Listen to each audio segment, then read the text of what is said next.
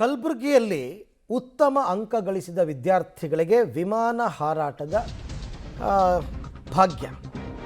ಉತ್ತಮ ಅಂಕ ಗಳಿಸಿದ ವಿದ್ಯಾರ್ಥಿಗಳಿಗೆ ವಿಮಾನ ಸಂಚಾರ ಭಾಗ್ಯ ಅಂದರೆ ವಿಮಾನದಲ್ಲಿ ಹಾರಾಡೋದಕ್ಕೆ ವಿದ್ಯಾರ್ಥಿಗಳನ್ನು ವಿಮಾನದಲ್ಲಿ ಪ್ರವಾಸಕ್ಕೆ ಅಂತ ಕರ್ಕೊಂಡು ಹೋಗಿದ್ದಾರೆ ಶಿಕ್ಷಕರು.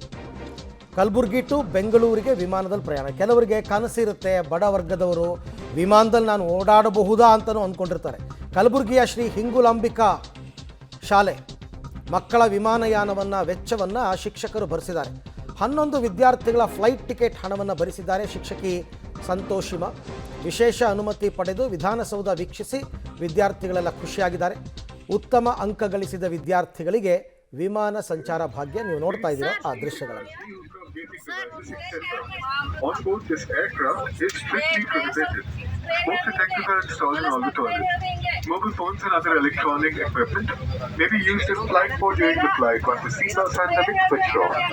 As we now prepare for takeoff, please ensure that your hand baggage is stored in the overhead bin or under the seat.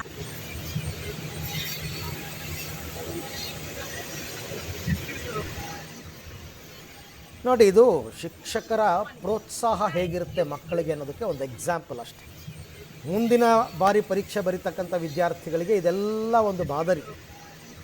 ಯಾಕೆಂದರೆ ಅವ್ರು ಅಂದ್ಕೊಂಡೇ ಇರಲ್ಲ ನಾನು ವಿಮಾನದಲ್ಲಿ ಹೋಗಬಲ್ಲೆ ಅಂತಂದ್ಬಿಟ್ಟು. ಕಲಬುರಗಿಯಿಂದ ಬೆಂಗಳೂರು ಕರ್ಕೊಂಡು ಬಂದಿದ್ದಾರೆ. ಕರ್ಕೊಂಡು ಬಂದು ವಿಧಾನಸೌಧ ಎಲ್ಲ ತೋರಿಸಿದ್ದಾರೆ. ಸೊ ಹಾಗಾಗಿ ಮಕ್ಕಳಿಗೆ ಅನಿಸುತ್ತೆ, ಈಗ 9ನೇ ತರಗತಿನಲ್ಲಿರೋ ಮಕ್ಕಳು ಈ ಸರ್ತಿ 10ಗೆ ಬಂದಿರೋರು, ನಾನು ಹಾಗೆ ಓದಬೇಕು, ನಾನು ಹಾಗೆ ಮಾರ್ಕ್ಸ್ ತಗೋಬೇಕು, ನನ್ನನ್ನು ಕರ್ಕೊಂಡು ಹೋಗ್ತಾರೆ.